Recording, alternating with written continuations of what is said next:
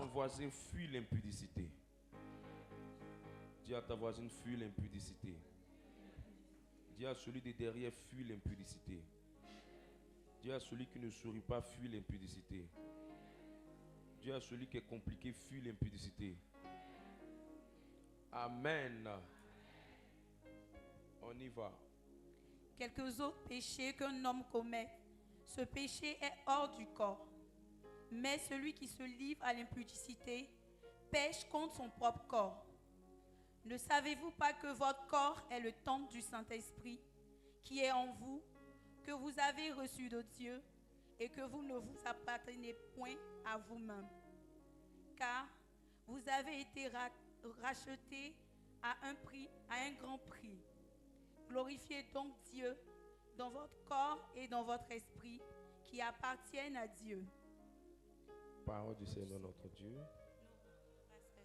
Si c'est ta Bible, il faut souligner 1 Corinthiens 6, verset 18. Alors tu vas prendre maintenant 2 Corinthiens, le chapitre 5, verset 17. Je vais faire 3 en 1. 3 en 1. 3 en 1. Prêche la conversion, prêche sur l'élément, et puis je termine avec la prémisse. Allons-y. 2 Corinthiens, le chapitre 5, verset 17. Si quelqu'un est en Christ, il est une nouvelle créature. Il est une nouvelle créature. Les choses anciennes sont passées. Les choses anciennes sont passées. Voici, toutes choses sont devenues nouvelles. Voici, toutes choses sont devenues nouvelles. Amen. Si c'est ta Bible, il faut souligner, si quelqu'un est en Christ, il est une nouvelle créature. Il est une nouvelle créature. Le troisième texte que tu vas lire, Proverbe le chapitre 3, versets 9 à 10.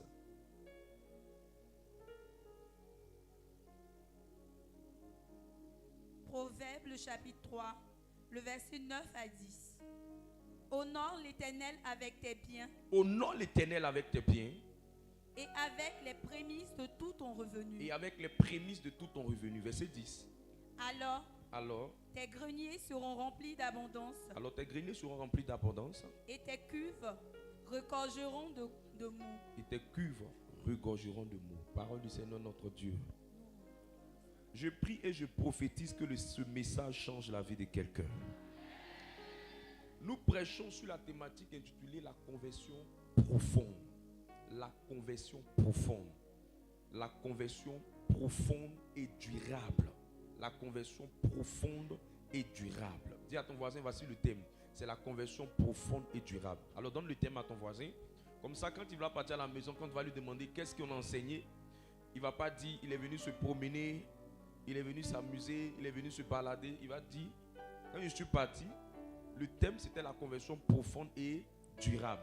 Est-ce que vous êtes là, vous êtes en train de partir à la maison dans votre tête? Votre tête est ici, votre esprit est ici, votre âme est ici. Alors donnez-moi un amen comme le tonnerre. Écoutez-moi bien, la plupart du temps, les gens vont dire, je suis converti. Ou les gens vont dire, j'ai donné ma vie à Dieu. Ou les gens vont dire, je me suis donné à Christ.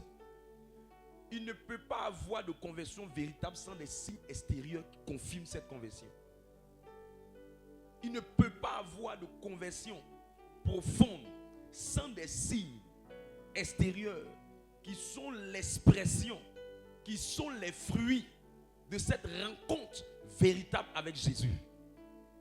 C'est pourquoi 2 Corinthiens dit que si quelqu'un est en Christ, il est une nouvelle créature.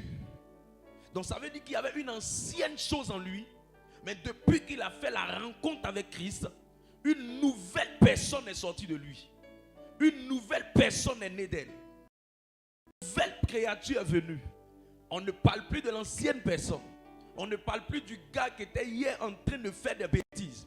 On ne parle plus hier de la fille qui était en train de faire du n'importe quoi, qui n'avait pas de conscience et qui faisait des mauvaises choses à son prochain.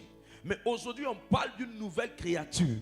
L'expression nouvelle créature veut d'une nouvelle personne. L'expression nouvelle créature veut d'un nouveau mode de vie. L'expression nouvelle créature veut d'une nouvelle manière de fonctionner. L'expression nouvelle créature veut d'une nouvelle mentalité. L'expression nouvelle créature veut d'un nouveau comportement. Alors pose la question à ton voisin. Est-ce que tu as rencontré Jésus?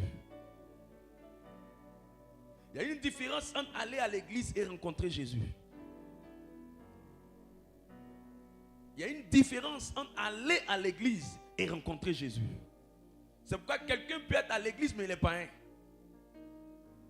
Amen. Quelqu'un peut être à l'église mais il n'est pas un. C'est comme quelqu'un qui va à la mosquée le jour de Tabaski parce qu'il veut manger mouton. Mais ça ne veut pas dire qu'il est musulman. Son intérêt, c'est le mouton de la fin. C'est ça qui l'intéresse.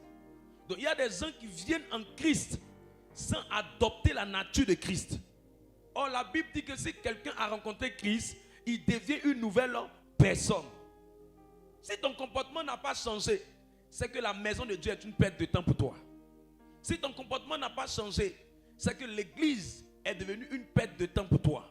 Si ton comportement n'a pas changé, c'est qu'avec le temps, tu ne vas pas rester chrétien. Tu vas finir par devenir païen.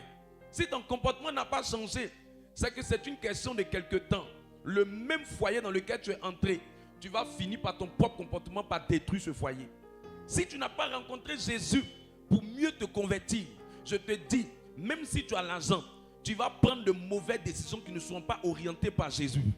Si ton comportement n'a pas changé, il y a beaucoup de choses que tu vas gâter. Tu peux me dire même que tu auras une élévation. Moi, je n'ai pas de problème. Tu peux me dire que tu auras l'argent. Moi, je n'ai pas de problème. Tu peux me dire que tu auras le marabout. Moi, je n'ai pas de problème. Mais ce qui m'inquiète, est-ce que tu vas durer dans ce que tu auras?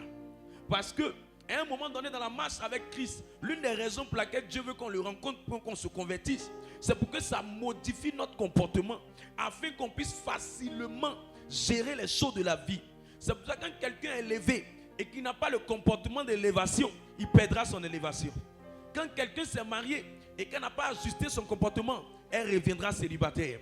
Quand quelqu'un a eu beaucoup d'argent et qui n'a pas ajusté son comportement par rapport à sa prospérité, il reviendra dans la pauvreté. Or, le but de Dieu, ce n'est pas seulement que tu aies les choses, ce n'est pas que tu obtiennes les choses, mais le but de Dieu, c'est que dans les choses que tu auras, que tu puisses connaître la stabilité dans ces choses, que tu puisses durer dans ces choses. Je lève ma main et je prie dans le nom de Jésus-Christ que quelqu'un dans cette salle puisse recevoir des choses qui vont durer dans le nom de Jésus-Christ. Et le moyen de garder ces choses, c'est de se convertir profondément et durablement.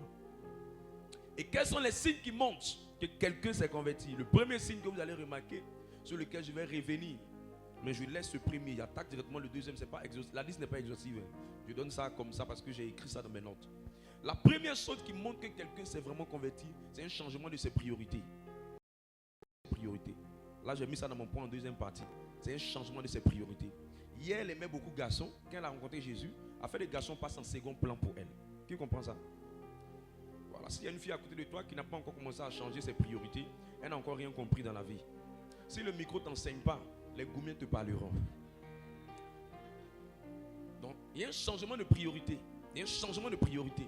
Vous voyez un homme, il était tout en train de jouer du baby-foot, tout en train de jouer des matchs, tout en train de se promener, tout en train de parler de Lionel Messi, de Didier Drogba. À un moment donné, quand il rencontre le Christ, ce n'est pas que ces choses-là qui sont en quelque sorte comme ces points d'attraction ne seront pas essentiels pour lui, mais elles passent en second plan. Tu comprends? Changement de priorité. C'est plus essentiel pour lui.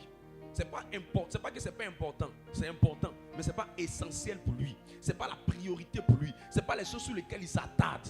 Donc vous allez voir que quand quelqu'un dit que j'ai rencontré Jésus ou quand quelqu'un dit que j'ai changé, vous allez remarquer que cette personne va dire ça là, ça me dit plus rien. L'expression ça me dit plus rien, ça veut dire que ce n'est plus sa priorité. Donc chaque fois qu'il y a un changement dans l'attitude de quelqu'un, il y a un changement de priorité.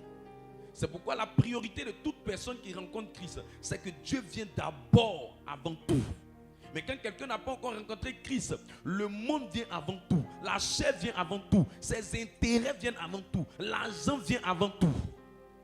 Or, la Bible dit que celui qui a bâti sans Jésus, la tempête viendra faire effondrer ça dans le nom de Jésus.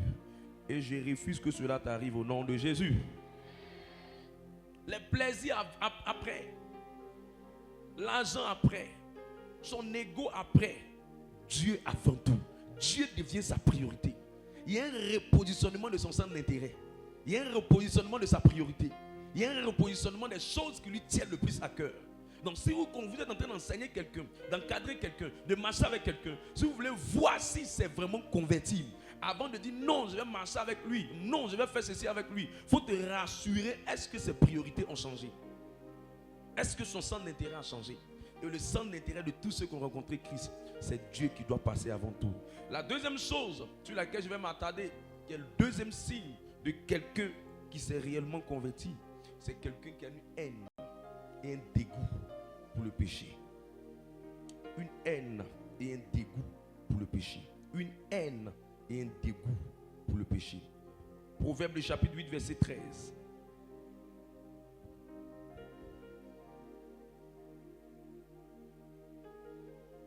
Proverbe, le chapitre 8, le verset 13. Qu'est-ce que Proverbe nous dit? La crainte de l'Éternel, c'est la haine du mal. C'est la haine du mal. L'arrogance et l'orgueil, la voix du mal et la bouche perverse, voilà ce que je hais. Donc quand tu as la crainte de Dieu, le mal, tu commences à le haïr.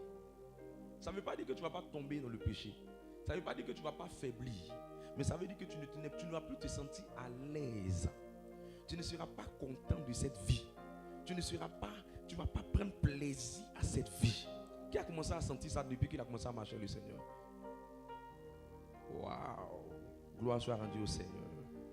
Alors le premier péché, ou le péché qui a reçu le prix Nobel des péchés et qui enrichit les investisseurs, le péché qui permet aux industries d'Hollywood de prospérer, le péché qui a fait son best-seller, le péché le plus réputé, le péché qui attaque tout type de personnes, dans le monde des pieux, dans le monde des non-pieux, dans le monde des religieux. Ce péché-là a battu son plein. Et ce péché-là a fait tomber plusieurs personnes, plein de clients. Et je suis sûr, quand je vais te donner ce péché, même quand tu vas regarder ta voisine, elle ne pourra pas te dire ouvertement que ce péché ne l'a pas fait clouer un bon matin. Alors ce péché s'appelle la fornication. Ce péché s'appelle comment? La quoi? Comme c'est dur, mais nous devons le prêcher. 1 Corinthiens 6, verset 18. Oh, quelqu'un dit, mais j'ai fait quoi? Je suis venu aujourd'hui là comme ça. Fornication sur ma tête comme ça. Et Jésus. Il faut lui dire que c'était le message de la saison pour toi. 1 Corinthiens 6, 18, let's go. 1 Corinthiens 6, le verset 18. Fuyez l'impudicité. Fuyez l'impudicité. Quelques autres péchés qu'un homme commette, ce péché est hors du corps. Hébreux 13, 4, allons-y. Fuyez l'impudicité. Il n'a pas parlé beaucoup. Fuyez l'impudicité. Il n'a pas dit résister. Il n'a pas dit parler en langue. Il n'a pas dit communiquer. Il n'a pas dit discuter. Il n'a pas dit prouver que vous êtes des gros garçons. Prouvez que vous êtes des grands gars. Prouvez que vous êtes des grandes go. Il dit quand tu es devant celui-là, fuis. Il n'a pas dit médite le rosaire. Il n'a pas dit médite le chapelet. Il n'a pas dit commence à prier. Il n'a pas dit commence à réfléchir. Il dit fuis. Alors dis à ton voisin fuyons. Hébreux 13, 4. Hébreux 13, le verset 4. Que le mariage soit honoré de tous. Que le mariage soit honoré de tous. Et le lit conjugal exemple de souillure. Et le lit conjugal quoi? Exemple de souillure. De souillure. Car Dieu jugera les impudiques. Dieu va juger qui? Les impudiques. Dieu va juger qui? Les impudiques. Dieu va juger qui? Les impudiques. Dieu va juger qui? Les impudiques. Et les adultères. Alors si je suis un bon prédicateur, je suis un bon homme de Dieu, et je ne veux pas que la colère de Dieu s'abatte sur l'assemblée, qu'est-ce que je dois prêcher? Je dois prêcher quoi? Je dois prêcher l'impudicité. Parce que à quoi ça sert-il de venir leur dire qu'ils seront bénis, et puis à la fin Dieu va les juger, ils vont mal mourir. À la fin Dieu va les juger, ils vont faire des accidents. À la fin Dieu va les juger, les sorciers vont les manger. À la fin Dieu va les juger, ils auront des batailles dans leur vie qu'ils ne pourront pas traiter. Donc la meilleure manière d'enlever le jugement de Dieu, ce n'est pas seulement de se mettre à genoux pour dire oh Dieu fais miséricorde, non. C'est de prêcher le message contre l'impudicité et de prêcher le message contre l'adultère. Donc pendant que je suis en train de prêcher le message de ça, je suis en train d'enlever la colère de Dieu sur quelqu'un qui me dit un amen. Je suis en train d'enlever le jugement de Dieu sur quelqu'un qui était en train d'être jugé depuis un certain moment. Au nom de... Alors je vais vous dire une chose qui est très sérieuse. Ce péché-là a détruit la vie de plusieurs héros dans la foi. Va demander à Samson. J'ai étudié les tests pour toi. Est-ce que je peux te partager mon étude? Une petite fille de 21 ans. 21 ans. Un gros gaillard de plus de 30 ans. S'appelant Samson. La petite l'a mis sur sa cuisse. Immédiatement, il est tombé. Il a perdu sa chevelure. Il a perdu l'onction. L'histoire n'a plus parlé de Samson. Et Samson est tombé cloué. Et la destinée de Samson a été abrégée. Le reste de l'histoire de Samson, c'était son relèvement. Mais la période de relèvement de Samson était de courte durée. Si tu ne me crois pas, va demander à un autre homme dans la Bible qui s'appelle Salomon. Salomon était quelqu'un qui était très prospère. Héritier de David son père. L'homme qui était le bâtisseur des temples que Dieu cherchait. L'homme qui plaisait au Seigneur. Mais un matin, le même Samson est tombé dans l'impudicité. La Bible dit que les femmes avec qui il a couché, elles sont allées tourner son cœur vers d'autres dieux. Salomon a perdu sa richesse. Salomon a perdu son prestige. Salomon a perdu sa gloire. Il a commencé à rentrer dans l'idolâtrie. Parce qu'il y a eu un problème qui était le problème de l'impudicité. Mais gloire soit rendue au Seigneur. C'est qu'en dépit de ces héros qui sont tombés, il y en a eu d'autres qui se sont démarqués en la personne de Joseph. Quand la femme de Potiphar est arrivée devant Joseph, elle dit: Jo, tu me plais. Elle dit: Jo, tu me plais. Avant qu'elle commence à lui dire que tu me plais, Joseph avait commencé à remarquer dans ses yeux une manière de le regarder. Dis à ton voisin, quand quelqu'un est fan de toi, il y a une manière dont il te regarde, tu dois sentir ça. Une manière de le regarder, une manière de le voir. Elle ne le voyait plus en majordome, elle ne le voit plus en cuisinier, elle ne le voit plus simplement en employé de son mari. Elle a commencé à le voir comme un homme. Fais attention, ma soeur, quand un homme te regarde, il dit: maman, tu es devenue femme. Il y a piège derrière. Il y a piège derrière. Pourquoi son regard envers toi commence à changer? Pourquoi sa manière de se parler a commencé à changer? Ça veut dire qu'au-delà de ce qu'il te voyait hier comme une petite fille, maintenant il te voit comme une personne qu'on peut faire quelque chose avec elle. En ce moment-là, la Bible dit que la recommandation qu'il faut appliquer, c'est de fuir. C'est de quoi? Je n'entends pas tout le monde parler. J'entends plus la voix de ceux qui sont en train de sortir de l'impudicité. Mais les fornicateurs ne peuvent pas parler. Ils ne peuvent pas parler. Au nom de... Alors, comment sortir de ce péché? Comment sortir de ça? Comment fuir devant une telle réalité? Saint-Esprit, aide-nous. La première manière de fuir quelque chose, c'est de penser aux conséquences. La première manière d'avoir la victoire sur la fornication, ou de fuir l'impudicité, ou de fuir la fornication, de fuir l'adultère, c'est de penser aux conséquences. C'est de penser à quoi? Écoutez-moi bien, je vous dis la vérité. Tu veux que je te dise la vérité? Dieu n'a pas de problème avec le sexe. Non, Dieu n'a pas de problème avec le sexe. Ne pensez pas que quand on entend prêcher sur l'impudicité, c'est que Dieu a un problème avec le sexe. Quand le sexe est là, Dieu dit, le feu de ce. Non, Dieu n'a pas un problème avec le sexe. La preuve, quand il a créé une femme, il a créé le sexe. Quand il a créé un homme, il a créé le sexe. Il a créé de sorte qu'il puisse être complémentaire. Ce n'est pas le sexe qui est le problème de Dieu. C'est ce qui va se produire avec le sexe qui est le problème de Dieu.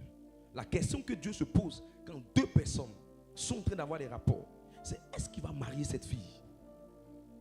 C'est: est-ce qu'il va marier la fille? Regarde, consciemment, même si tu n'as pas Jésus-Christ dans ta vie, consciemment, même s'il n'y a pas un prédicateur qui te parle, aimerais-tu avoir quelqu'un avec qui quelqu'un d'autre a couché facilement?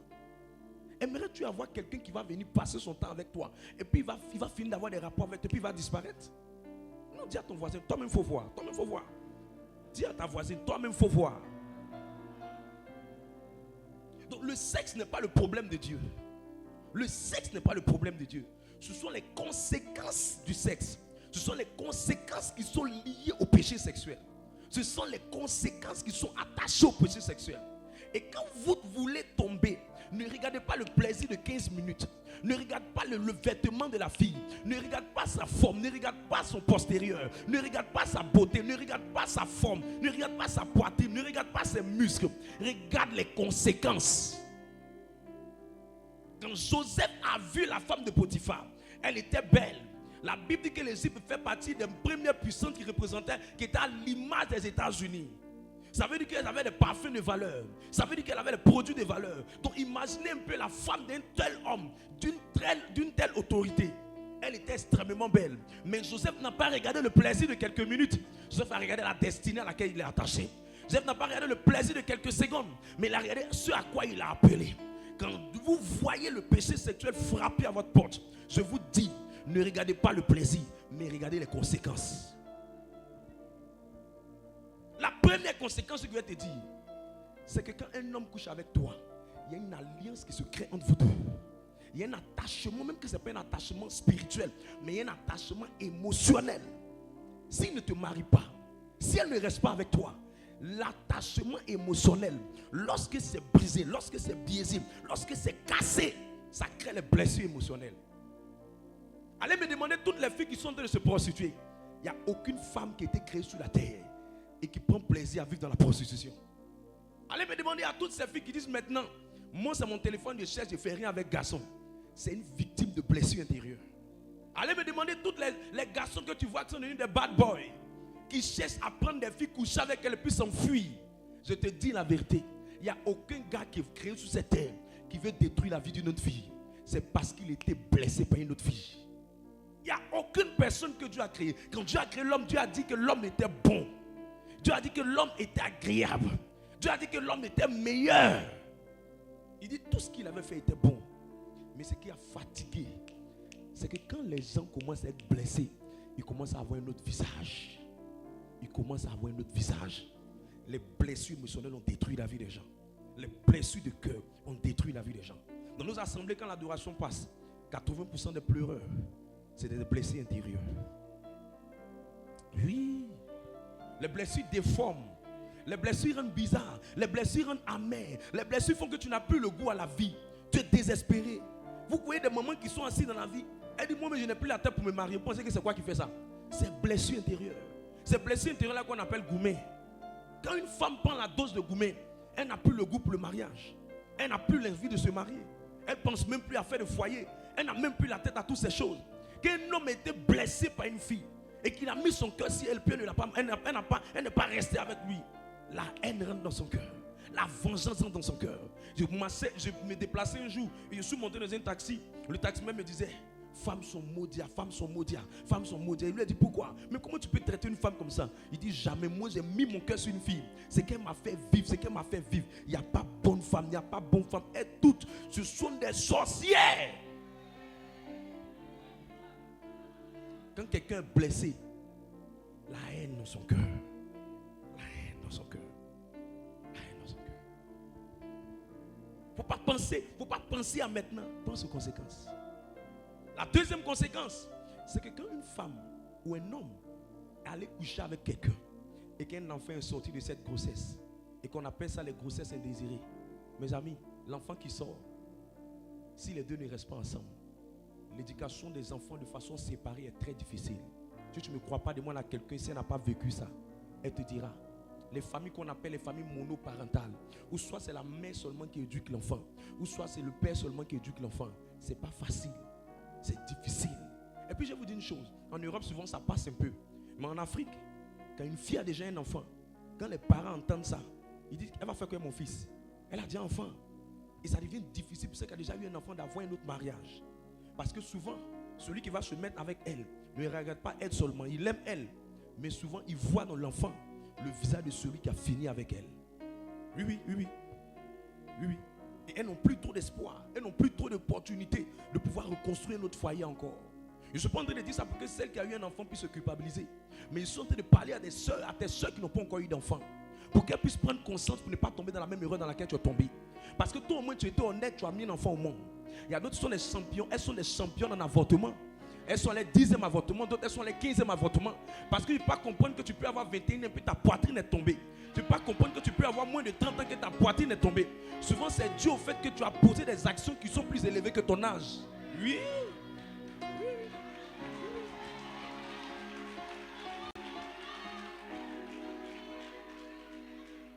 Donc ne te culpabilise pas, toi qui as eu un enfant, ne dis pas non, pour moi elle finit. Non. Il y en a d'autres. Elles sont plus graves que toi. Ce sont des tueuses, des djihadistes ayant tué des enfants dans leur ventre. Donc ne dis pas non. Comme si tu tombes ou bien tu fléchis dans un jour et que tu vas dire non, maintenant je ne peux plus venir à la prière parce que l'homme de Dieu a dit que celles qui ont eu enfant, c'est pas des... Non, tu n'as pas aidé. La relation n'a pas marché. Mais l'enfant peut être une opportunité pour ta destinée de demain. Parce que souvent derrière les grandes destinées se cachent souvent ce genre de famille. Si tu ne me crois pas, va demander à David. David était né dans une famille, on a rejeté sa mère, il était resté son papa. Mais il est devenu un homme grand. Mais c'est l'abus qui est dangereux. Quand une grossesse t'a donné conseil, n'abuse pas pour faire encore la même erreur. Pour ne pas rendre la vie de l'enfant difficile. Parce que quand tu rends la vie de l'enfant difficile, parce qu'il n'aura pas l'affection paternelle qu'il faut. Mes amis, on peut briser beaucoup de choses. Mais l'une des conséquences, quand une mère a déjà un enfant avec quelqu'un, l'une des conséquences, c'est que pour séparer les parents, c'est très difficile. Même s'ils ne sont pas liés par le corps, ils sont liés par l'enfant qui les tient. Ils sont liés par l'enfant. Elle va revoir ce dernier-là jusqu'à la fin de sa vie. Parce qu'aussi longtemps que l'enfant est là, tu es obligé de chercher à connaître où le papa est, qu'est-ce qu'il fait, comment tu vas faire pour avoir ce qu'il doit te donner. Et ça met d'autres dans l'embarras, ça met d'autres dans des pressions inutiles. Si ils sont séparés en queue de poisson et qu'ils ne sont pas bien guéris, ils ont des palabres inutiles qu'on ne comprend pas.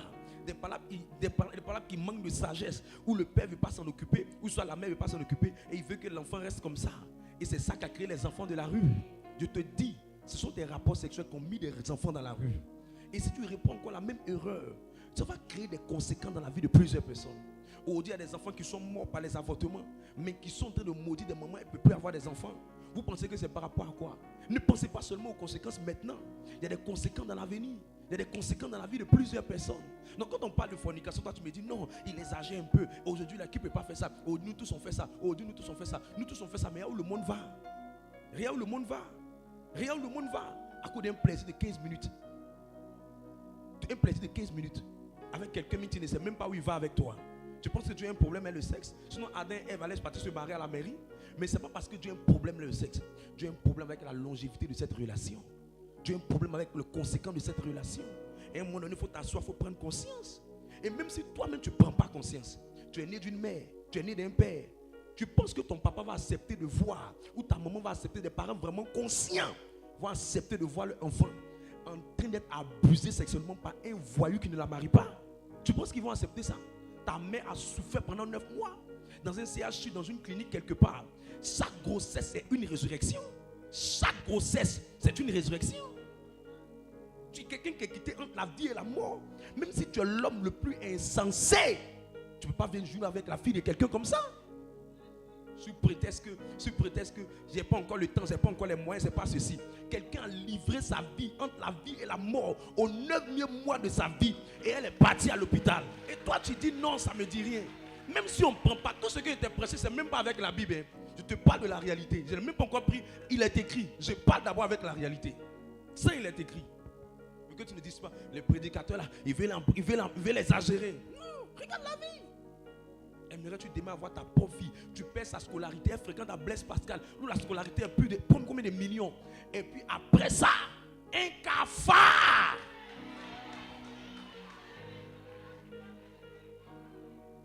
Écoutez-moi bien. C'est quand tu commences à faire des enfants femmes que tu comprends la valeur de ce qui sont en train de te dire. Tu sais pas, il parle.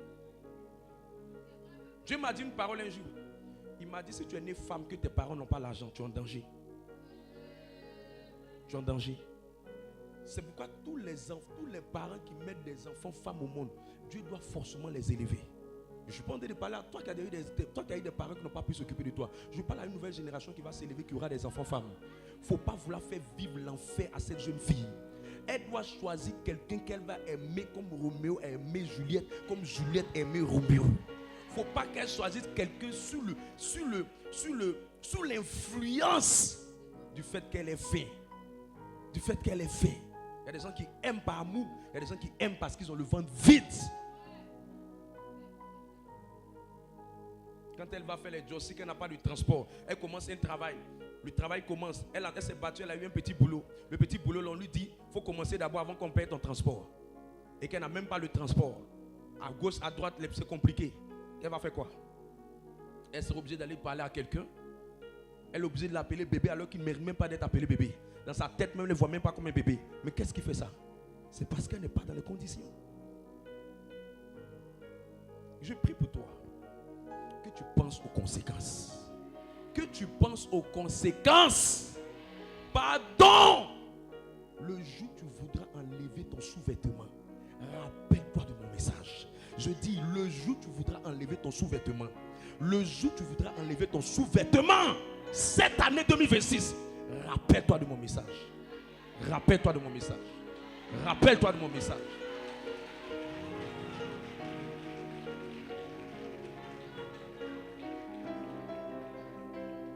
Sinon, si Dieu sait que tout le monde va se marier, il ne va même pas parler de mairie. Il ne va même pas parler de ceci. Il ne va même pas parler de dot. Il ne va même pas parler de mariage coutumier. Mais c'est parce que la question que Dieu se pose, c'est où ça va aller. Oh, la seule garantie que tu nous dis que ça va aller quelque part là, c'est une seule chose. Il faut honorer la personne. C'est ce que la Bible dit. Il dit que le mariage soit honoré. Lis Hébreux 13:4. Il dit son être honoré. Il n'a pas dit que ça doit être fait à ta manière, à ton rythme, à tes voies, à ta méthodologie. Jamais. Pensez aux conséquences. Le jour où tu voudras enlever mon gars, ton sous-corps, pense aux conséquences. Le jour où tu vas vouloir enlever ton caleçon, pense aux conséquences.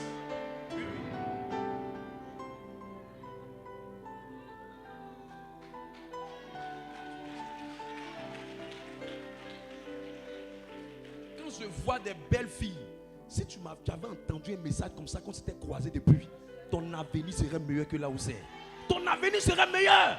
Tu allais te livrer à quelqu'un qui ne connaît pas la valeur de ce que tu as. Depuis qu'on met l'or dans la maison des porcs. Allons-y, lis-moi le texte. Hébreux 13, le verset 4. Que le mariage soit honoré de tous. De tous, tous, chrétiens, bêtés, baoulés, attiers, tous. Et le lit conjugal est... Il n'y a pas une méthode. C'est la méthode divine. Il dit quand tu dis que tu aimes, la faut honorer.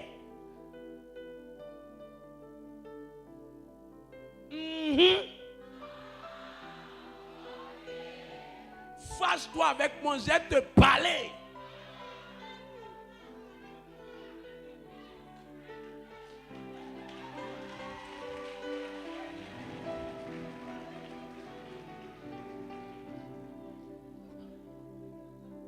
Je vous ai dit, comment je devais me marier, quand j'ai rencontré ma femme, sa maman m'a dit, tu es un gars bien, tu es un gars bien. Il faut l'apprendre. Il dit non, il n'y a pas bien dedans. Homme de Dieu tombe aussi.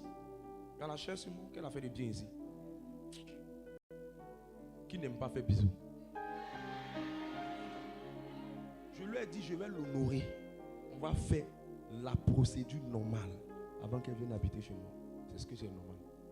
On ne va pas aller se mettre dans les trucs bizarres. Tu connais qui était Samson? Samson était quelqu'un qui attrapait l'ours et puis le déchirait. Samson, c'est des gens qui avaient des onctions extraordinaires. Mais ils sont tombés. Le péché, ça ne connaît pas Bishop. Ça ne connaît pas Bishop. Pense aux conséquences. Dis à ton voisin, pense aux conséquences. Il y a trop de conséquences. Il y a trop de conséquences. Il ne faut pas finir ici. Deuxième chose. Matthieu le chapitre 5, verset 39. Matthieu 5, verset 29. Matthieu le chapitre 5, le verset 29. Si ton œil droit est pour toi une occasion de chute, arrache-le et jette-le loin de toi. C'est tout. On n'a pas dit qu'il faut venir discuter. Continue. Car il est avantageux pour toi qu'un seul de tes membres périsse et que ton corps entier ne soit pas jeté dans la géhenne. Je vous dis, tous ceux qui vivaient dans le concubinat, si Jésus vient vous trouver dans le concubinat, vous allez partir à l'enfer. Ce n'est pas moi qui ai dit, c'est la Bible. Les gens viennent mentir aux gens pour les manipuler. C'est des menteurs. Si le Seigneur vient te trouver dans cette histoire, on n'a rien fait, on s'est caressé. On n'a rien fait, on s'est embrassé. On n'a rien fait, on s'est touché. Si le Seigneur vient te trouver de ça, tu vas aller à l'enfer. Je te dis, tu vas aller à l'enfer. Ton rosaire dans ta main, ton chapelet dans ta main, ton baptême sur toi, tout ça, ton l'huile de confirmation, tout, et tu vas aller à l'enfer. Continue. Cache-toi pour dire non, Dieu est miséricordieux, Dieu est miséricordieux. Donc même quand tu veux abandonner, fuir le péché, il dit qu'il faut couper. Donc la deuxième manière de traiter ça, c'est de couper tout ce qui peut créer un point de contact. Coupe. Écoutez, regarde, quand un homme est ton genre, tu sais. Quand un homme est ton genre là, tu sais. Quand une fille est le type de femme que tu aimes là, tu sais. Il n'a pas dit qu'il faut discuter. Il dit qu'il faut fuir.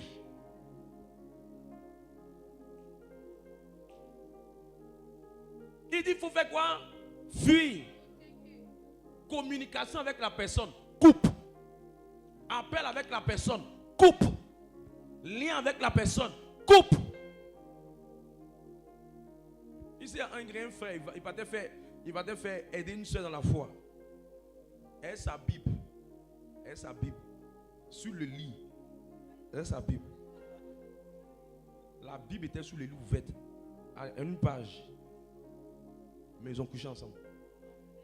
Le péché ne connaît pas. Hein. Donc, voilà Zéen.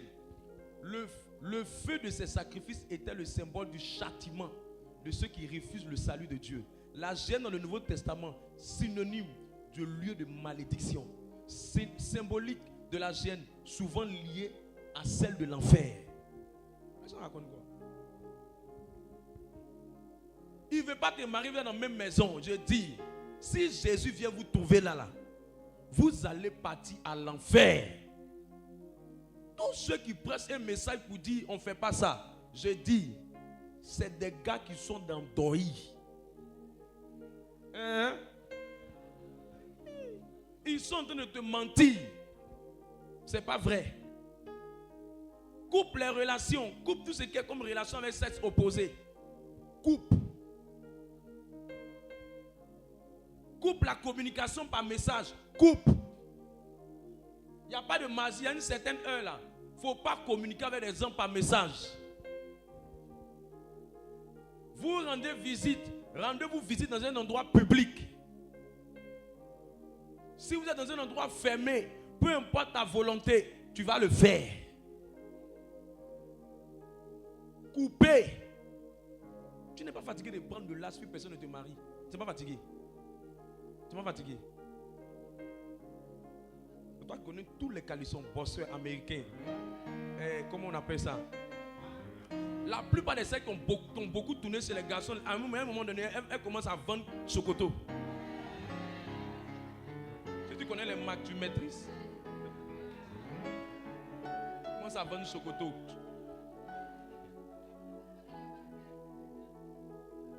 Il faut fermer toutes les portes d'accès. Toutes les portes d'accès. Ferme. La porte de ton téléphone, ferme. La porte des heures tardives, ferme.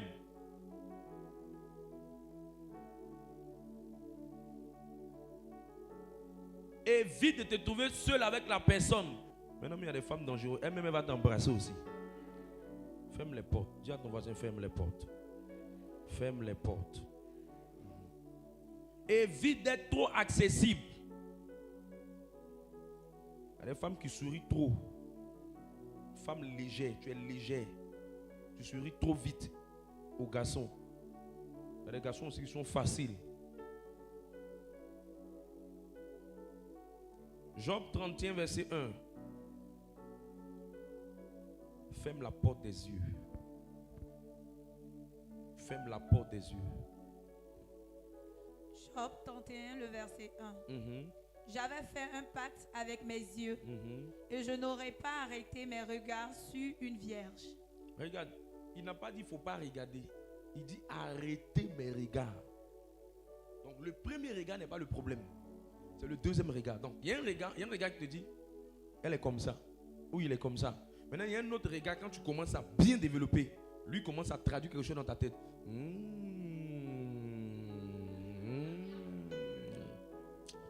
Waouh! Quand tu veux vivre une vie de sanctification, évite de trop regarder. Évite de trop regarder. Ou évite d'être là, t'attarder sur des choses que tu ne dois pas t'attarder dessus. Non. Tu peux pas être sur les réseaux sociaux, tu vois quelqu'un qui te remuer ses fesses, et puis tu es en train de regarder. Tu dis, tu cherches quoi? Tu cherches quoi? Tu cherches quoi? Tu cherches quoi? Ça fait de toi une personne légère. 1 Corinthiens 7, verset 2. La porte des saisons. Quand vous êtes dans la saison de vous marier, tous vos sens ça commence à s'agiter. Voilà le secret. Allons-y. 1 Corinthiens 7, le verset 2. Toutefois, pour éviter l'impudicité, que chacun ait sa femme, et que chaque femme ait son mari. Et que chaque femme ait son mari. Il dit c'est pour faire quoi? Pour éviter l'impudicité. Donc il y a une saison de ta vie là. On va beau te parler, tu ne peux pas. Tu ne pourras pas tenir. Il y a un âge dans la vie. Quand tu as déjà connu garçon et puis tu as donné ta vie au Seigneur, quand tu as de prendre un certain âge là, il y a un moment dans ta vie là, tu vas commencer à avoir des sensations. Et on appelle ça la porte des saisons. Ecclésiaste 3, verset 5 en parle. Fermez cette porte là.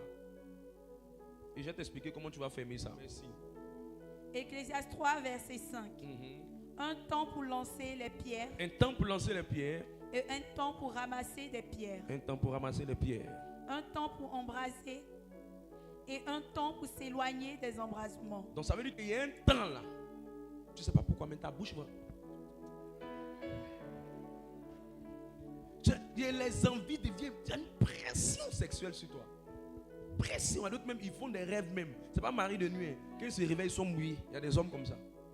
C'est la saison où Dieu veut que tu te maries. C'est la saison où les dispositions pour te marier sont arrivées. Tu ne peux plus tenir. C'est pour ça, Paul, ayant réfléchi à ça, a eu la sagesse, il dit, pour ne pas que tu tombes dans l'impudicité, parce qu'il y a des manières de résister à l'impudicité, mais il y a un niveau où tu ne peux plus résister. Il dit, il faut te marier. Il faut te marier. Sinon, tu vas tomber.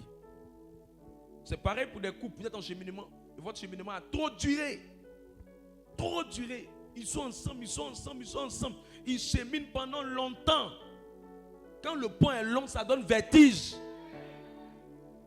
On ne peut pas durer en route depuis là, on marche. On ne se décide pas. On va s'attirer. Et puis on va tomber. Que le Seigneur délivre les fornicateurs de cette maison. Que le Seigneur libère les gens de cet esprit dans le nom de Jésus. La porte de vos oreilles. Ce que vous écoutez ou qui vous écoutez détermine ce que vous allez ressentir. Ce que vous écoutez ou qui vous écoutez détermine ce que vous allez ressentir. Si tu prends ton temps pour écouter quelqu'un qui a la bouche sucrée qui te drague, un jour tu vas finir par céder. Parce que celui que tu écoutes finira par te convaincre, te séduire par ses paroles. La sensibilité de la femme se trouve dans ses oreilles. La sensibilité de l'homme se trouve dans son ventre.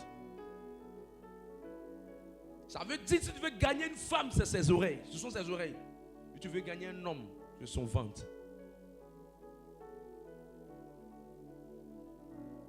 C'est pourquoi la proposition de la pomme a été d'abord ciblée à l'homme.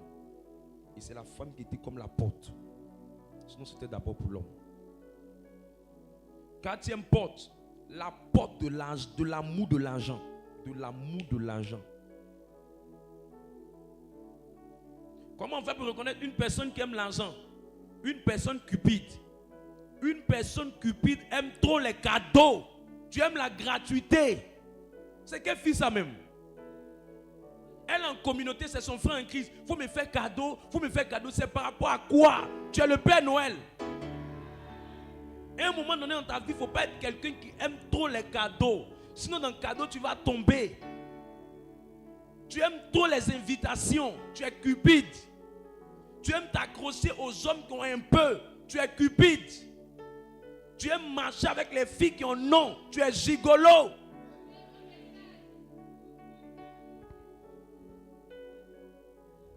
Quand tu vois quelqu'un de cupide, quand il n'a pas l'argent, il est triste et il est nerveux. Quand tu vois un foyer où tous les jours c'est problème d'argent qui est au milieu d'eux, la femme, là, si elle est mariée ou bien qu'elle est célibataire, le séminement, un jour elle va tromper le monsieur.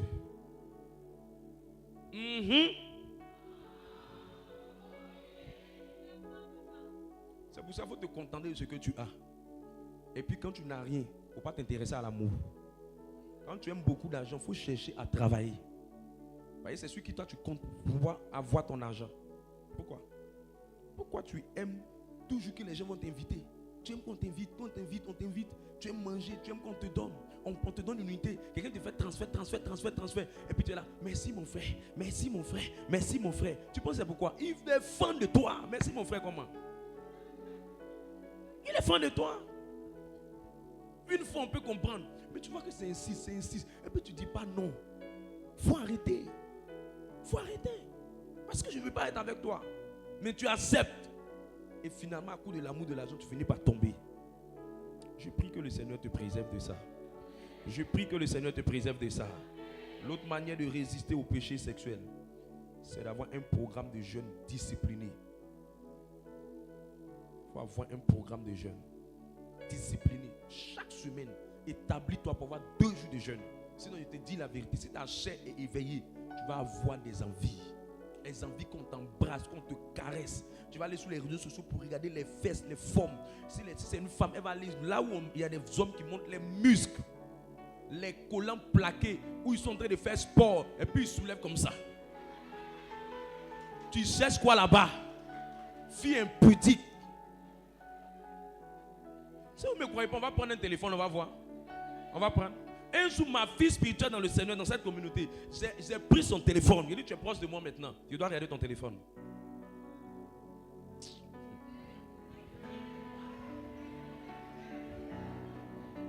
Je vous épargne du reste.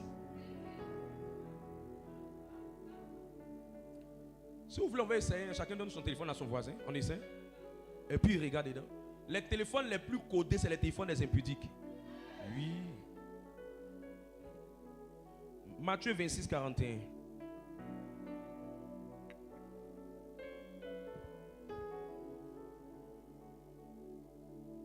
Matthieu 26, le verset 41.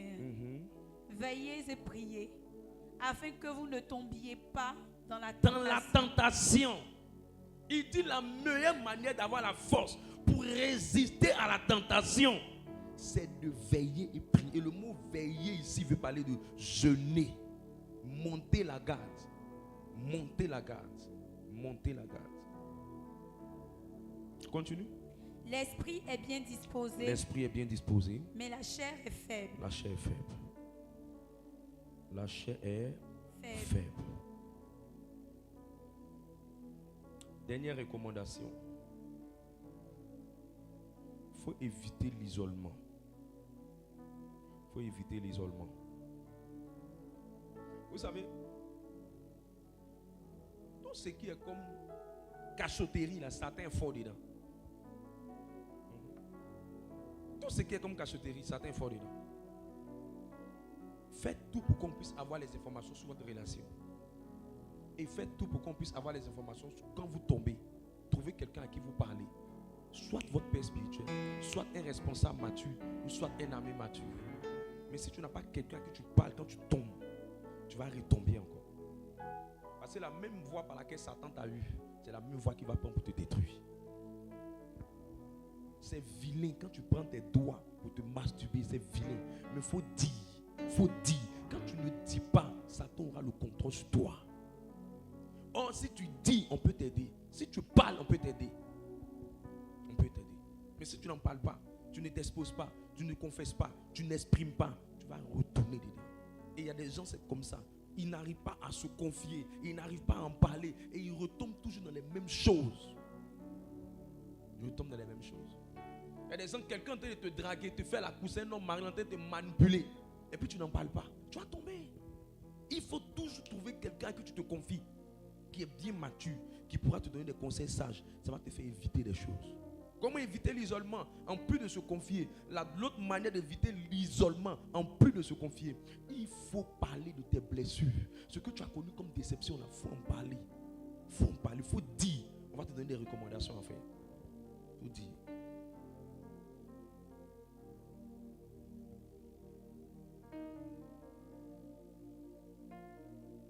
Quand tu es dans un cheminement, dans une relation, il faut en parler.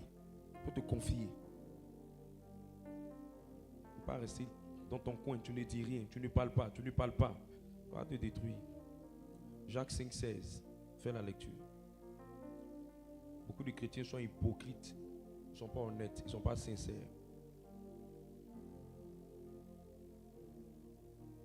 Allons-y, lis Jacques. Jacques 5, le verset 16. Confessez donc vos péchés les uns aux autres et priez les uns pour les autres, afin que vous soyez guéris. Ça veut dire qu'il y a des situations qui ont besoin de guérison, mais la voie, c'est d'en parler. C'est d'en parler. C'est d'en parler. Je prie que le Seigneur vienne t'aider cette saison dans le nom de Jésus. Je prie que le Seigneur vienne t'aider cette saison dans le nom de Jésus. Regarde, tu sais pourquoi tu dois en parler? Parce que je me dis d'insister un peu. Tu sais pourquoi tu dois en parler? L'homme de Dieu là, il a une bibliothèque secrète de Dieu. Et comme c'est une bibliothèque secrète de Dieu, il connaît les gens qui sont déjà passés par la même situation. Donc penser que tu vas cacher là, au contraire, mais tu vas faire des erreurs. Mais si tu prends la peine de lui dire, comme il a réglé pour une autre personne, il peut régler pour toi. Moi, avec ce message-là, on a brisé 17 ans de concubinage dans la communauté. On a brisé 7 ans de concubinage. On a brisé, on a enlevé des gens dans la prostitution. Dans cette assemblée, il y a des anciennes tisas.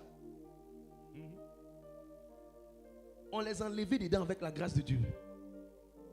On avait des gens qui étaient dans des maisons meublées, équipées, et c'est quelqu'un qui payait ça. Prostituées au standing. Mais elles ont laissé tout ça. On a le manteau pour t'orienter. Ce dans quoi tu es là, tu n'es pas la dernière. Non, j'ai parlé, ils vont faire quoi? J'ai parlé. Ça, c'est pas ça. Le but du message est de te reprendre, te redresser et aider ceux qui ne sont pas dedans à ne pas tomber dedans. Mais ce n'est pas parce qu'on est en train d'aider ceux qui ne sont pas dedans que toi tu es dedans qu'on va caresser ça pour que ceux qui ne sont pas dedans tombent dedans aussi. Non. On doit être juste pour que ceux qui ne sont pas dedans ne tombent pas dedans, mais pour que ceux qui sont tombés dedans aussi, ils puissent prendre conscience pour ne plus refaire, mais en même temps aussi qu'ils puissent se relever. C'est ça le problème. Mais les gens se disent que non, comme on est en train de parler de ça, ça veut dire qu'il ne peut plus se confier, il ne peut plus parler, il ne peut plus s'exprimer. Non. Non. Nous tous, on vient de loin. On a une histoire. Mais on a analysé avec la connaissance des Écritures, on s'est rendu compte que c'est un danger pour nous. C'est un danger. Une soeur, son patron la draguait. Si elle n'était pas venue dire, c'était fini pour sa carrière. Aujourd'hui, elle travaille dans une structure plus élevée. Et à cause de son minable salaire de 200 000, il voulait coucher avec elle. Son minable salaire là. Aujourd'hui, elle travaille dans une structure, elle est payée pratiquement à près de 500 000 francs. Elle a gaspillé son énergie avec une telle personne. Elle allait donner sa valeur, sa richesse, son trésor, sa vigueur à une telle personne. À cause de quoi? Mais quand elle a parlé, on lui a montré la sagesse pour sortir de ça. Pour sortir de ça. Une autre personne qui était dans un foyer, le foyer était en train de se dégrader, restant dans un concubinat très violent. Mais avec les recommandations, les conseils, les idées, les sagesses, les prières, les choses ont commencé à s'améliorer. On n'est pas à la première école. Cette affaire-là, ça fait des années on est dedans. Ton cas n'est pas le plus grave. Ton cas n'est pas le plus grave. On en a vu assez. Je ne prends pas le plaisir à vouloir expliquer l'histoire de tout le monde. Mais on en a vu beaucoup de cas similaires. Accepte de te confier et on va t'aider. Même dans les principes qu'on donne pour éviter, chaque cas est isolé, chaque cas est particulier, chaque cas est simple. Chaque cas, il y a des conseils à donner pour chaque cas. Mais on donne un message général pour le nouveau, pour l'ancien, pour le moyen, pour que tout le monde puisse se retrouver dans ces choses. Quelqu'un me donne un amen puissant. Voici ma conclusion. Si tu as tenu et que tu fais une année, tu te bats, tu résistes au péché sexuel, tu vas avoir l'argent. Je te dis la vérité, le péché sexuel rend misérable. Le péché sexuel, ça rend misérable. Ça te fait vieillir facilement, ça te rend misérable, ça te fait perdre beaucoup de choses. C'est pour ça que les hommes qui réalisent sans voler, c'est des hommes qui ne sont pas dans l'adultère. Parce que l'argent et la sainteté vont ensemble. Demande au fils prodigue. La Bible dit que quand il allait vivre dans la débauche, il a tout perdu. C'est parce que tu as 2 foyers que ton salaire ne te suffit pas. Sinon, si tu es une seule femme, et puis femme qui t'aime vraiment, elle ne va pas te faire dépenser sauvagement, idiotement. Tu vas réaliser de grandes choses. Tu vas construire, tu vas te bâtir. Mais si tu allais prendre une lance-pierre pour aller mettre dans ta vie, ou un lance-pierre pour aller mettre dans ta vie, tu vas te rendre la vie difficile. C'est pourquoi, quand je suis en train de donner ce conseil, écoute-moi et prends la peine de ne pas tomber dedans. Des milliers de personnes dans ce ministère ont dit j'arrête à faire du sexe là. Aujourd'hui elles sont mariées. Ceux qui ne nous ont pas écouté, elles sont en glissement, elles se cachent. Elles glissent. Elles sont devenues pâles, elles ont vieilli, elles ont perdu leur honneur, elles ont perdu leur beauté. Elles sont devenues. On se pose la question, mais qu'est-ce qui s'est passé? C'est parce qu'elles ont vendu le trésor. Elles ont vendu leur avenir. Je me rappelle d'une soeur pour qui j'avais prié. Dieu me montrait qu'elle allait se marier dans 6 mois. Ils étaient ensemble, les deux ont couché ensemble. La date du mariage était ajournée. L'homme avec qui devait se mettre, avec qui elle devait se mettre, son cœur était serré, il ne veut même plus la sentir. La relation a commencé à se briser jusqu'à ce qu'aujourd'hui elle se retrouve célibataire. Il y a beaucoup de choses que tu vas perdre et il y a beaucoup que tu vas gagner si tu vis une vie où tu dis la fornication là, je ne ferai pas comme les autres. Je ne marcherai pas comme les autres. Je ne jouerai pas ce chemin là comme des autres. Mais que je vais emprunter le chemin de Jésus pour marcher avec Christ. Au début, ça sera dur. Tu vas avoir l'impression que tu ne peux pas t'aider. C'est comme quelqu'un qui est toujours qui est habitué à manger poulet. S'il a un endroit qui ne mange pas poulet, il va avoir l'impression que sans ça, il ne peut pas vivre. Mais c'est une question de temps. Ton corps va s'habituer. Ton corps va s'habituer. Avec le jeûne, la prière, les enseignements, tu vas commencer à t'adapter à l'environnement. Tu vas commencer à supporter. Et quand tu vas supporter, à un moment donné, ça va devenir plus facile pour toi. Et ton corps va commencer à aimer. Et tu vas voir que c'est devenu quelque chose de plus simple pour toi. C'est alors que lui qui t'appartient, la femme qui t'appartient, ce qui est préparé pour toi, va commencer à venir.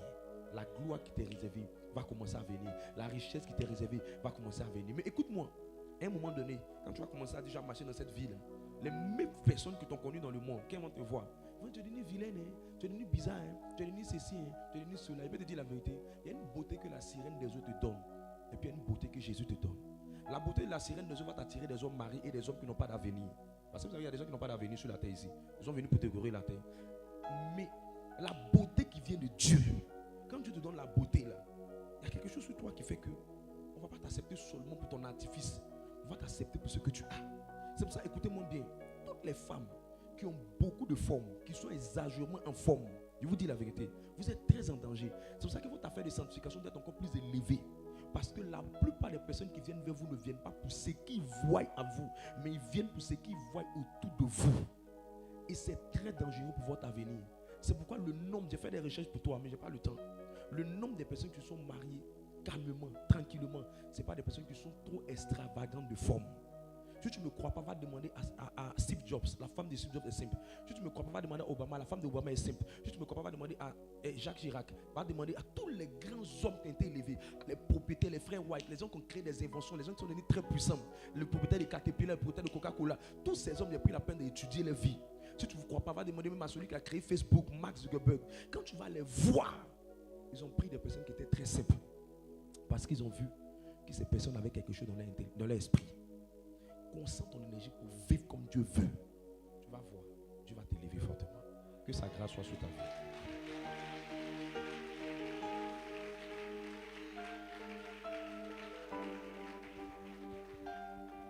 Tous vos stars là, ils vous mentent. Il y a une même qui s'est mariée tout récemment, la personne ne ressent même pas à quelque chose. Ils vous blaguent. J'ai vu l'homme, on vous montre sur les réseaux. L'homme qui a toutes les tablettes de chocolat. Maintenant tu regardes les tablettes, ça fait ploc. Ça bouge comme ça. Je dis, quand est-ce que je vais avoir ça? Et puis il faut la voir maintenant. Elle aussi, elle est séduite. Elle va trier maintenant les hommes. Elle ne sait pas. À force de trier. Tu prends de l'âge. Tu prends de l'âge. Parce que tu es en train de chercher un idéal qui n'existe même pas. Ceux mêmes qui sont des blagués sur les réseaux là, ils n'ont pas pris des idéaux. Ils ont pris des personnes qui étaient simples, qui avaient juste une vision, qui savaient où ils allaient. Et ils ont construit avec ces personnes pour devenir quelqu'un de grand. Arrête de trier seulement. Alors que c'est sur le chemin pour te marier. Que Dieu te bénisse fortement. Que sa grâce soit sur ta vie. Tout le monde baisse la tête. Tout le monde baisse la tête. Baisse la tête comme si tu es en train de prier. Baisse la tête comme si tu es en train de prier. Je vais appeler ici des personnes qui veulent faire une alliance. Comme Job. Job a dit, je fais un pacte avec mes yeux. Je vais faire une alliance avec Dieu pour marcher dans une vie de sanctification. C'est-à-dire, il veut vraiment emprunter ce chemin-là véritablement. Les histoires de coucher avec garçon, les choses comme ça, il ne veut plus être dedans. Il veut vivre une vie sincère, une vie sérieuse, une vie profonde, une vie stable. Une vie stable. Là où tu es, simplement lève la main, lève la main, lève la main, lève la main. Si tu veux vivre cette vie, lève la main, lève la main, lève la main, lève la main, lève la main, lève la main, lève la main, lève la main, lève la main. Très bien, très bien, très bien, très bien, très bien. Très bien, très bien, très bien, très bien, très bien, très bien, très bien, très bien, très bien.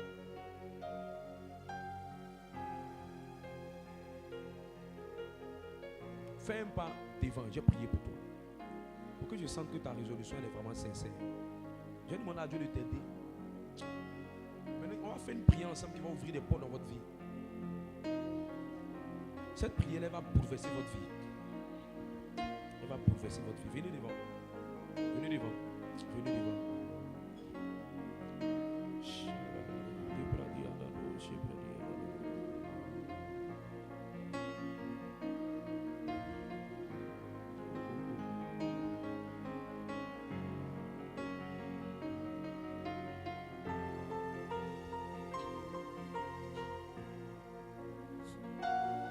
Le reste, restez à vos places.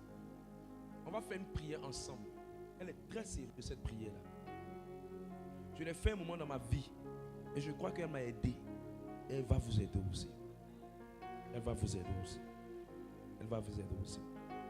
Nous allons prier pour dire au Seigneur. Pour une femme, tu vas dire au Seigneur de donner un mari que toi tu veux vraiment marcher dans la sanctification. Mais qu'il te fasse la grâce d'avoir un mari. Parce que tu ne peux pas durer longtemps. Quand tu as déjà connu le sexe là, tu ne peux pas durer longtemps. Il ne faut pas te mentir. Tu ne vas pas pouvoir durer longtemps. Ça sera difficile. Mais au moins, qu'il te fasse la grâce de te marier. Que tu veux lui faire cette promesse de rester chaste, pur, jusqu'à ce que tu rencontres la personne qui l'a prédestiné pour toi. Que tu ne vas plus te mettre à gauche, à droite, te disperser, aller dormir chez quelqu'un, faire des choses bizarres. Tu vas vivre une vie qui lui plaît. Maintenant, toi qui es un homme, toi tu ne vas pas prier comme cette femme-là. Toi tu vas prier autrement. Tu vas dire au Seigneur, donne-moi la stabilité financière. Mais moi je ne veux plus faire, je ne veux plus être dans cette histoire de go et gars. Je veux plus être dans les histoires de m'amuser avec les filles, être avec ici, étudier là-bas. Non, non, non, je veux que tu me donnes la stabilité financière. Et je te promets cette année, celle que tu vas mettre à mon cœur, je vais la marier. Mais je veux la stabilité. Sur la base de ma sanctification. Parce que Job nous explique que la sanctification peut être comme un pacte. De la même manière que les gens font des pactes et des alliances avec l'argent, comme nous allons faire tout à l'heure, la prémisse. Il y a des pactes qu'on peut faire avec la sanctification. Les pactes qu'on peut faire avec la sanctification. On dit Seigneur, je vais me sanctifier, mais il faut m'aider à avoir un mari. Ça c'est pour une femme. Pour un homme, il faut m'aider, je veux la stabilité. Mais je te promets que dans cette stabilité-là, je vais me marier. Là, quand l'argent va venir, il faut te rappeler cette parole. Il ne faut pas chercher la stabilité pour aller te prostituer. Tu vas chercher la stabilité pour aller vivre une vie qui plaît au Seigneur. Prie dans ce sens. Prie dans ce sens. Dis Seigneur, voilà, moi ma part, Seigneur, fais l'effort de me sanctifier. Mais donne-moi quelqu'un. Donne-moi quelqu'un. Donne-moi quelqu'un. Donne-moi quelqu'un. Donne-moi quelqu'un. Donne-moi quelqu'un. Voilà le vœu que toi tu dois faire. Seigneur, donne-moi, moi je veux un mari, mais moi je te demande seulement, je te promets, je vais rester sanctifié, mais je veux me marier. Maintenant une autre personne, un garçon, lui c'est Seigneur, je te promets ma sanctification, mais je veux une stabilité financière. Vous allez voir, ça marche fortement. Ça marche fortement. Dieu est très fort avec ce genre d'alliance-là. Si tu es sincère, si tu es vrai, il faut respecter ce que tu as dit. Il faut respecter ce que tu as dit. Il faut respecter ce que tu as dit. Il faut respecter ce que tu as dit. Alors que tu es en train de prier, la main de Dieu est en train de passer. Alors que tu es en train de prier, la main de Dieu est en train de passer. Alors que tu es en train de prier, la main de Dieu est en train de passer. Alors que tu es en train de prier, la main de Dieu est en train de passer. Alors que tu es en train de prier, la main de Dieu est en train de passer. Alors que tu es en train de prier, la main de Dieu est en train de passer. Vous tous, partout vous êtes dans la salle, vous qui n'avez pas pu venir, mais qui êtes assis, mais qui avez pris des résolutions, faites cette prière-là. Seigneur, je veux, voici ce que je veux. Je veux ça, mais moi je te promets de faire ça. Je veux ça, mais moi je te promets de faire ça. Je te promets de faire ça, de vivre une vie. Je ne porterai pas mon regard sur ça.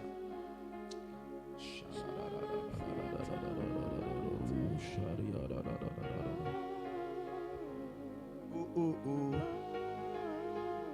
Oh, oh, oh, oh, oh.